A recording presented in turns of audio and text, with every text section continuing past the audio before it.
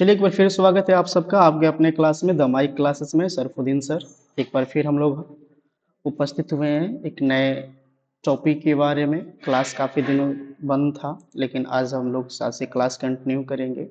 आज हम लोग इंग्लिश एक बहुत महत्वपूर्ण टॉपिक के बारे में पढ़ेंगे। तो चलिए क्लास स्टार्ट करते हैं। आई थिंक यदि कहीं भी कोई समस्या हो तो आप क्लास के बाद आप हमें मैसेज कर सकते हैं और जो भी समस्या है आप चाहे तो हमें कमेंट में लिख सकते हैं, उसका सॉल्व किया जाएगा। चलिए आपके सामने कुछ स्क्रीन पे दिख रहा है, इसको देखने के हम लोग प्रयास करेंगे। यहाँ पे एक ग्राफ दिख रहा है जिसमें एक व्यक्ति जो है, एक कोई खिलाड़ी है, प्लेयर है, वह हाथ में बल्ला लिया है, अर्थात वो खेल रहा है। यहाँ पे रनिंग लिखा है अर्थात यह दौड़ रहा है। यहाँ पे हिटिंग अर्थात यह क्या कर रही है, गोल्फ को हिट कर रही है, मार रही है। या टॉकिंग है, कुछ लोग मिलके बातें कर रहे हैं। यहाँ पे इस ग्राफ में दिख रहा है कि हाँ, बच्चा या फिर कोई चीज सोया हुआ है। तो ये जो हमको दिख रहा है कि कोई काम कर रहा है, कोई बात कर रहा है, कोई दौड़ रहा है, कोई खेल रहा है, कोई सो रहा है, ये सब क्या है? ये जो ऐसे शब्द हैं, ये किस प्रकार के शब्द हैं? तो ये जरूर, अगर खेल रहा है तो एक्शन कर रहा है, बात भी हो रही है तो एक्शन हो रही है, रनिंग में एक्शन हो रही है, फिजिकली वर्क हो रहा है, सो रहा है, इसमें भी मेंटली वर्क है और इसमें भी काम हो रहा है। सोने का काम हो रहा है, एक्शन हो रहा है, सोने का एक्शन हो रहा है, टॉकिंग हो रही है, हिटिंग, रनिंग, प्लेइंग, गोइंग। तो ये सब जितने सारे शब्द है, इसको देखने के बाद यही पता चलता है कि कहीं न कहीं इन शब्दों से हमें यह पता चल रहा है कि यह जो सब्जेक्ट है वह किसी एक्शन में है। चाहे वह एक्शन सोने का हो, यानी एक्शन यानी कि क्रिया कर रहा है, चाहे वह क्रिया सोने का हो, खेलने का हो, पढ़ने का हो, बात करने का हो, दौड़ने का हो। ये जितने सारे शब्द हैं, इन शब्दों को हम क्या कहेंगे? इन्हीं शब्दों को हम जानना है, ऐसे कौन-कौन से शब्द होते हैं और उसको क्या कहा जाता है। चलिए, तो ये हमारे टॉपिक के कुछ एग्जांपल्स रहे वर्ब के, जिसको हमें स्टार्ट करना है। उसके पहले ये इमेज आपको शो करके यह कंसेप्ट देना था कि वर्ब में होता क्या है या वर्ब किस चीज़ को कहते हैं। समझने की कोशिश करते हैं। क्या लिखा है एग्जाम्पल पे? देखते हैं हम लोग एग्जाम्पल पे क्या लिखा है। लिखा है verb is a word that show an action, possession, relation या ए स्टेट ऑफ बीइंग, या a word that represent an action या ए स्टेट ऑफ बीइंग। वर्ब यानी कि क्रिया। क्रिया कहते हैं किसको है, पहले इसको हम लोग हिंदी में समझ लेते हैं। यदि किसी व्यक्ति के द्वारा, किसी संज्ञा और सर्वनाम के द्वारा कार्य करने का बोध हो, उसे हम वर्ब कहते हैं। या फिर वर्ब एक ऐसा शब्द होता है जिससे कार्य, संबंध, अधिकार या किसी प्रकार की अवस्था का पता चलता है। तो यह किताबी भाषा होगी, हम लोग अपने भाषा में समझते हैं कि यदि एक ऐसा शब्द हो जिसको पढ़ने के बाद, जिसका अध्ययन करने के बाद हमको यह लगे कि हाँ, ये जो शब्द है यह क्रिया वाला है, कार्य वाला है, संबंध वाला है, संबंध जोड़ रहा है, अधिकार जोड़ रहा है, रिलेशन बता रहा है, इस तरह के जितने सारे शब्द हमारे होंगे उन शब्दों को हम क्या कहते हैं? वर्ब कहते हैं। सिंपल भाषा में समझेंगे तो वर्ब एक सकारात्मक, एक एक्शन वर्ड होता है, एक क्रिया वाला शब्द होता है जिससे क्रिया का पता चलता है, कार्य का पता चलता है, कोई व्यक्ति क्या कर रहा है तो कार्य कर रहा है। एग्जाम्पल हम लोग देखते हैं। लिखा है गो, कम, रन, थिंक, इटसेट्रा। ये जो गो, कम, गो यानी जाना, आना, दौड़ना, सोचना, ये शब्द क्या है? तो कहीं ना कि ये एक्शन वर्ड है, इसे किसका पता चल रहा है? कार्य का पता चल रहा है।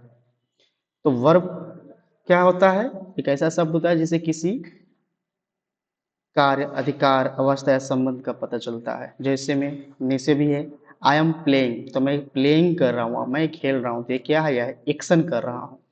आई हैव अ पेन, मेरे पास एक कलम है, यानी कि कलम का संबंध किससे है? मुझसे है।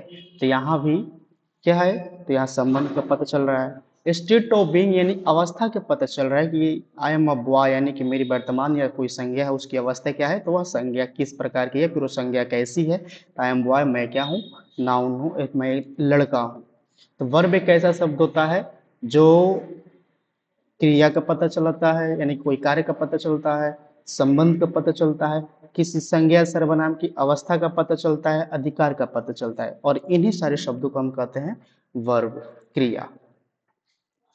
आगे हम लोग समझने, आगे देखते हैं। लिखा है क्या कि ये जो वर्ब होते हैं दो प्रकार के होते हैं। कौन कौन से? मेन वर्ब और हेल्पिंग वर्ब। मेन वर्ब क्या होता है और हेल्पिंग वर्ब क्या होता है? मेन यानी कि मुख्य वर्ब और हेल्पिंग यानी कि सहायक क्रिया। तो मुख्य क्रिया क्या होती है?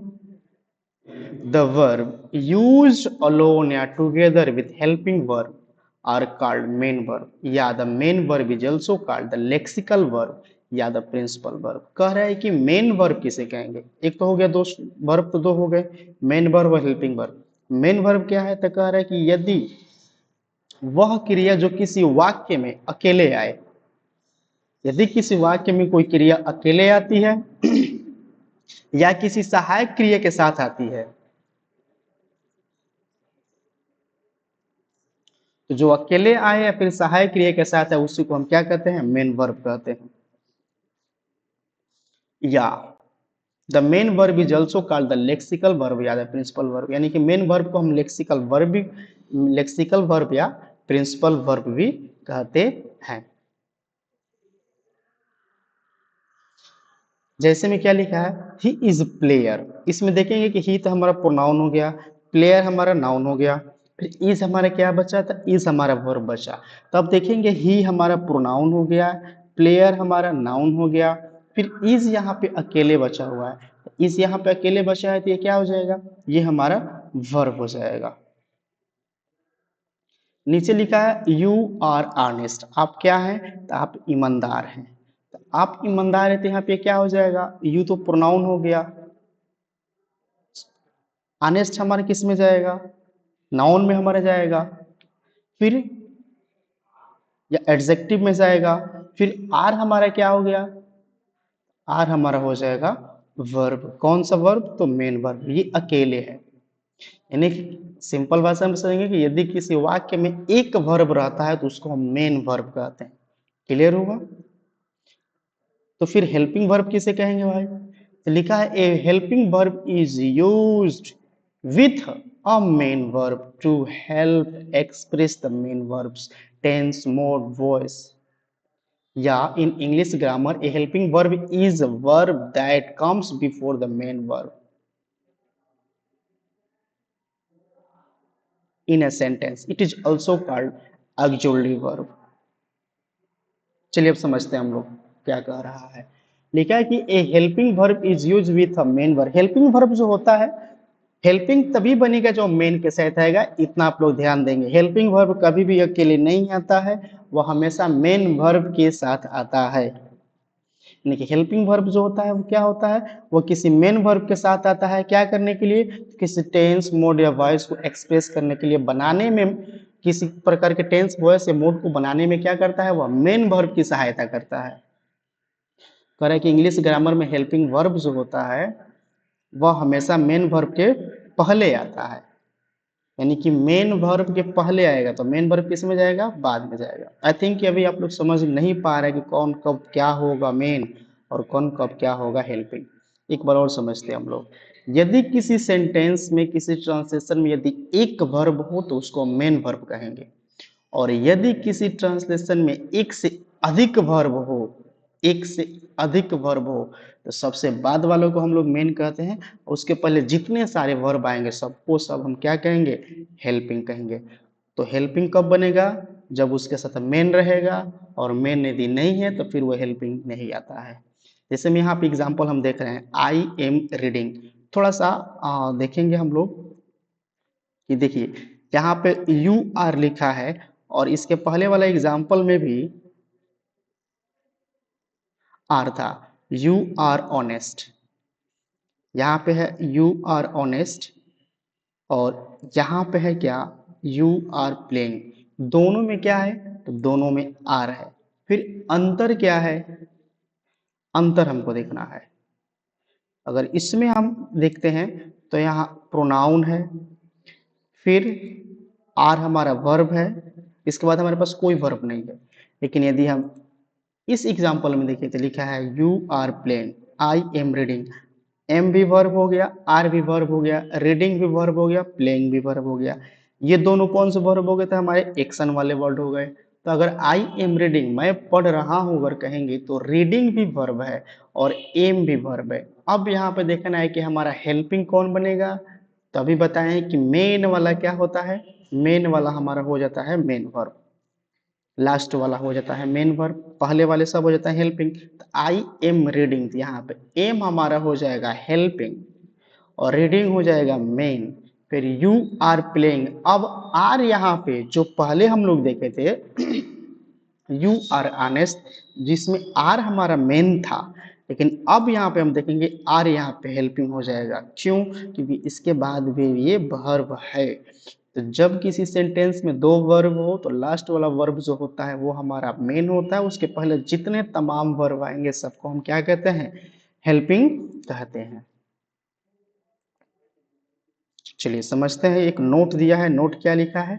लिखा है if a single verb comes in a sentence then it's called main verb, but if two या more verb be in sentence then the last verb of sentence be main verb, and before that all verbs change into helping verb automatically। कह रहा है क्या कि यदि किसी sentence में एक वर्ब हो, यदि किसी वाक्य में एक वर्ब आता है तो उसको हम मेन वर्ब कहते हैं, लेकिन यदि दो या दो से अधिक वर्ब उसमें आते हैं किसी सेंटेंस में तो जो लास्ट वाला वर्ब होता है उसको हम मेन कहेंगे, और उसके पहले जितने सारे वर्ब होते हैं उसको हम किस में चेंज करते हैं? ऑटोमेटिक हम चेंज करते हैं हेल्पिंग में। अब थोड़ा सा इसको हम लोग समझने की कोशिश करते हैं एग्जाम्पल के थ्रू।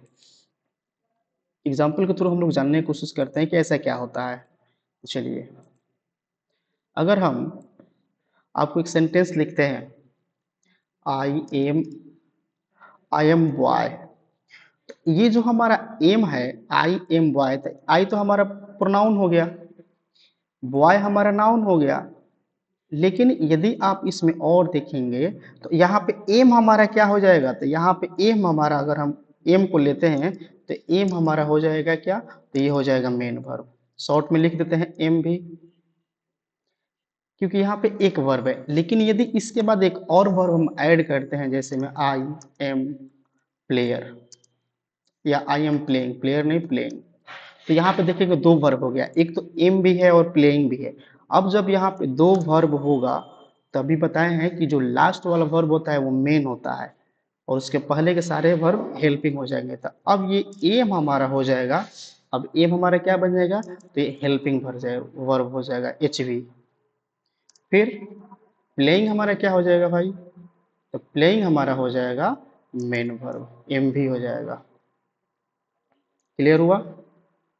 यानी कि यदि किसी सेंटेंस में दो वर्ब आए, अब देखेंगे यहाँ पे एम इसमें मेन हो गया है और यही एम इसमें हेल्पिंग हो गया है, यहाँ पे देखेंगे तो मेन वर्ब का पोजीशन हमेशा फिक्स नहीं रहता है, कभी फिक्स नहीं रहता है। जो शब्द मेन होता है वो हेल्पिंग बन जाएगा यदि उसके बाद कोई और क्रिया आ जाए। जैसे हम और इसमें देखते हैं I am playing and listening music. अब देखेंगे यहाँ पर अब तीन वर्ब हो गया, एम प्लेइंग लिसनिंग। अब देखिए अब एम हमारा हो जाएगा हेल्पिंग, प्लेइंग भी हो जाएगा हेल्पिंग, लेकिन लिसनिंग जो है वो हमारा हो जाएगा मेन वर्ब। तो अब समझ में आ गया क्लियर कि लास्ट वाला जो वर्ब होता है, यानी ऐसा शब्द जिसे क्रिया का पता चलेगा, तो उन शब्दों को हम कहते हैं मेन वर्ब, और बाकी सारे शब्द हमारे बन जाते हैं, जितने सारे वर्ब होते हैं वो सब वर्ब हमारे हो जाते हैं हेल्पिंग वर्ब। आई थिंक कि समझ में आया होगा आपको। अब आगे चलते हैं, हम लोग मेन वर्ब के दो काइंड होते हैं उसके बारे में जानते हैं हम लोग। कौन कौन से दो काइंड होते हैं? एक होता है ट्रांजिटिव वर्ब, दूसरा होता है इंट्रांजिटिव। थोड़ा सा ध्यान देना, ट्रांजिटिव का मतलब होता है सकारात्मक क्रिया, इंट्रांजिटिव सॉरी ट्रांजिटिव का मतलब होता है सकर्मक और इंट्रांजिटिव का मतलब होता है अकर्मक। ये सकर्मक क्रिया क्या होती है, अकर्मक क्रिया क्या होती है, इसको पहले अपने भाषा में समझते हैं। यदि किसी क्रिया में, यदि किसी सेंटेंस में क्रिया के साथ कर्म आए तो सकर्मक होगा, और यदि किसी सेंटेंस में क्रिया के बाद कर्म नहीं आए तो वो हो अकर्मक, इंट्रांजिटिव होगा। फिर एक बार याद दिलाएंगे कि हम लोग पार्ट्स ऑफ स्पीच पढ़ रहे हैं, और पार्ट्स ऑफ स्पीच में हमको सिर्फ और सिर्फ यह अध्ययन करना होता है कि किस शब्द को हम लोग क्या कहते हैं, क्योंकि पहले बता चुके हैं कि शब्दों का नामकरण उसके जगह के अनुसार बदल जाता है। एक ही शब्द कभी कुछ कहलाता है कभी कुछ कहलाता है, डिपेंड करता है कि वह किस जगह यूज हो रहा है और कैसे यूज हो रहा है। तो आ गया समझ में सकर्मक क्रिया क्या होता है कि यदि किसी सेंटेंस में क्रिया के बाद कर्म हो तो ट्रांजिटिव, क्रिया के बाद कर्म नहीं हो तो इंट्रांजिटिव। एग्जाम्पल के थ्रू समझने की कोशिश करते हैं। क्या होता है transitive? The verb used with an object is called transitive verb, यानी कि यदि एक ऐसा क्रिया जिसके साथ कोई ऑब्जेक्ट का प्रयोग हुआ हो, किसी कर्म का प्रयोग हुआ हो, तो उसे हम ट्रांजिटिव वर्ब कहते हैं। या ए transitive verb is a verb that requires a direct object, यानी कि वही कह रहा है कि ट्रांजिटिव वर्ब तभी बनेगा जब उसको ऑब्जेक्ट मिलेगा, यानी कि ट्रांजिटिव वर्ब बनाने के लिए उसको ऑब्जेक्ट देना पड़ेगा। यदि ऑब्जेक्ट नहीं देते हैं तब वो ट्रांजिटिव वर्ब नहीं होगा, तब वो इनट्रांजिटिव हो जाएगा। कह रहे हैं क्या? इट एक्सेप्ट वन या more subject, subject is necessary to be transitive verb. Last line क्या कह रहा है? Subject is necessary to be transitive verb, यानी कि ट्रांजिटिव वर्ब बनाने के लिए किसकी आवश्यकता है? सब्जेक्ट की आवश्यकता है। यदि तो समझते हैं हम लोग, कह रहा है कि आई इट राइस, यहाँ से हम राइस हटा देते हैं, लिखते हैं कि आई इट, मैं खाता हूँ। क्या खाता हूँ? तो मैं हो गया, आई हो गया, प्रोनाउन इट हो गया, वर्ब। अब ये इट वर्ब हो गया, इसके बाद कोई एक्शन नहीं है, इसके बाद कोई ऑब्जेक्ट नहीं। मैं खाता हूँ, क्या खाता हूँ? जब जवाब मिल जाए क्या खाता हूँ या क्या है, तो वो हमारा ऑब्जेक्ट बन जाता है। जब क्या का जवाब मिल जाता है तो आई इट, मैं खाता हूँ। क्या खाता हूँ नहीं पता, लेकिन यहाँ पे हम लिख दें इट राइस, ये राइस हमारा क्या हो गया? ऑब्जेक्ट हो गया। तो अब देखेंगे इट के बाद राइस है, इट के बाद राइस है, तो इट हमारा हो जाएगा क्या? Transitive verb. I play football, तो आई प्ले मैं खेलता हूँ, क्या खेलता हूँ? फुटबॉल खेलता हूँ। तो अब ये प्ले क्या बन जाएगा? प्ले हमारा बन जाएगा ट्रांजिटिव। क्लियर हुआ? प्ले हमारा हो जाएगा ट्रांजिटिव। फिर समझेंगे, यदि किसी वर्ब यानी कि जो इट है, इट के बाद यदि किसी वर्ब के बाद कोई ऑब्जेक्ट हो, इट के बाद राइस है, तो ये इट हमारा कहलाएगा ट्रांजिटिव। प्ले के बाद कोई वर्ब है तो ये प्ले हमारा कहलाएगा ट्रांजिटिव। लेकिन यदि इसके बाद कोई कर्म नहीं रहता तब उसको हम ट्रांजिटिव नहीं कहते। जैसे में यदि हम लिख दें यहाँ पे आई इट, मैं खाता हूँ, क्या खाता हूँ नहीं पता। आई प्ले, खेलता हूँ, क्या खेलता हूँ नहीं पता। अब देखेंगे ये इट यहाँ पे बना है क्या? ट्रांजिटिव वर्ब बना है। इट हमारे यहाँ पे क्या बन जाएगा? ट्रांजिटिव वर्ब बन जाएगा। यहाँ पे हमारा प्ले क्या बन जाएगा? ये प्ले भी हमारा क्या हो जाएगा? ट्रांजिटिव वर्ब हो जाएगा। लेकिन यही इट यहाँ पर है तो इसके बाद कोई ऑब्जेक्ट नहीं है, तो ये हमारा क्या हो जाएगा? इनट्रांजिटिव वर्ब हो जाएगा। या फिर नीचे भी जो दिया है आई प्ले, आई प्ले के बाद मैं खेलता हूँ, क्या खेलता हूँ नहीं पता, तो ये भी हमारा क्या हो जाएगा? इंट्रांजिटिव वर्ब हो गया। देखेंगे यहाँ इट के बाद राइस है, इट के बाद ऑब्जेक्ट है, तो ये इट कह लेंगे ट्रांजिटिव वर्ब। प्ले के बाद यहाँ ऑब्जेक्ट फुटबॉल है तो ये हो जाएगा ट्रांजिटिव वर्ब। लेकिन यही वर्ब नीचे आ गया है और इसके बाद कोई ऑब्जेक्ट नहीं है, ये हमारा क्या कहलाएगा? इंट्रांजिटिव वर्ब कहलाएगा। चलिए इंट्रांजिटिव समझते हैं। An intransitive verb is defined as a verb that does not take a direct object. In English grammar, this verb does not allow a direct object. क्या कह रहा है कि an intransitive verb is defined as a verb that does not take a direct, यानी कि intransitive verb यानी कि अकर्मक क्रिया वह होती है जिसको किसी ऑब्जेक्ट की आवश्यकता नहीं होती है या जिसके साथ ऑब्जेक्ट नहीं रहता है। इंग्लिश ग्रामर में यह जो वर्ब होता है वह ऑब्जेक्ट को नहीं लेता है या फिर ऑब्जेक्ट इसके साथ नहीं रहता है। जैसे मैं आई रन, मैं दौड़ता हूँ, अगर रहता आई रन इन ग्राउंड तो हमारा ऑब्जेक्ट मिल गया। आई प्ले, आई प्ले मैं खेलता हूँ, क्या खेलता हूँ नहीं पता, तो प्ले के बाद कोई ऑब्जेक्ट नहीं है, रन के बाद कोई ऑब्जेक्ट नहीं है, तो ये हमारे जो रन और प्ले है ये हमारे हो जाएंगे इनट्रांजिटिव वर्ब। क्लियर हुआ? ओके, आगे बढ़ते हैं। ये तो हमारे परंपरागत ग्रामर था जिसमें हमको वर्ब दो रूप में मिला। एक बार फिर हम रिवीजन करना चाहेंगे कि वर्ब हमारा दो होता है, कौन कौन? तो मेन वर्ब और हेल्पिंग वर्ब। पहले समझेंगे वर्ब क्या होता है। तो एक ऐसा शब्द होता है जिसे क्रिया का पता चलता है, संबंध का पता चलता है, किसी प्रकार की अवस्था का पता चलता है, और उन सारे शब्दों को हम क्या कहते हैं? वर्ब कहते हैं। फिर ये हमारे वर्ब कितने होते हैं? दो प्रकार के होते हैं। कौन सा? Main verb, helping verb. Main verb जो होता है वो किसी वाक्य में अकेले आता है। हेल्पिंग वर्ब जो होता है वो नाम में ही है हेल्पिंग, वो मेन के साथ आएगा। और यदि किसी ट्रांसलेशन में अब समस्या आती है कौन मेन कहलाएगा कौन हेल्पिंग कहलाएगा, तो समझेंगे। यदि किसी ट्रांसलेशन में यदि किसी सेंटेंस में एक वर्ब है तो उसको मेन कहेंगे, और यदि किसी सेंटेंस में एक से अधिक वर्ब है तो सबसे लास्ट वाला को मेन कहेंगे, और उसके पहले जितने सारे होंगे सब के सब हो जाएंगे हेल्पिंग वर्ब। क्लियर हो गया। ट्रांजिटिव वर्ब इंट्रांजिटिव में क्या हो गया, तो यदि किसी वर्ब के बाद ऑब्जेक्ट रहे तो उस वर्ब को ट्रांजिटिव कहेंगे, और यदि किसी वर्ब के बाद ऑब्जेक्ट ना रहे तो उसको हम इंट्रांजिटिव कहेंगे। ये हमारे परंपरागत ग्रामर है। नए ग्रामर ने क्या किया है कि वर्ब को सिर्फ दो भागों में बांट दिया है, एक हो गया लेक्सिकल वर्ब और एक हो गया ऑक्सिलरी वर्ब। तो लेक्सिकल वर्ब क्या होता है अब तक, और ऑक्सिलरी वर्ब क्या होता है। चार वर्ब तो हमने ऊपर पढ़ लिया, main verb, helping verb, transitive verb, intransitive verb. अब हमको दो और पढ़ना है, लेक्सिकल वर्ब क्या होता है और ऑक्सिलरी वर्ब क्या होता है। चलिए लेक्सिकल देखते हैं। Lexical verb are the main verb in a sentence. They can show the subject's action या express a state of being. It is an action word. सबसे लास्ट वाला लाइन, सबसे लास्ट लाइन पे ध्यान देंगे, it is an action word. और सबसे फर्स्ट लाइन क्या कर रहा है, lexical verb are the main verb in a sentence. Lexical verb जो होता है कि सेंटेंस का मुख्य शब्द होता है, और यह शब्द किस प्रकार का कैसे पहचानेंगे लेक्सिकल है, तो यह शब्द जो होगा हमारा एक्शन वाला वर्ड होगा। Go, laugh, come, fly, eat, run, sleep, talk, fight, listen. Action वाला जितने सारे शब्द हमारे होते हैं उसको हम कहते हैं लेक्सिकल वर्ब, और ये किसी मेन वर्ब या किसी सेंटेंस में मेन वर्ब के रूप में भी काम करते हैं।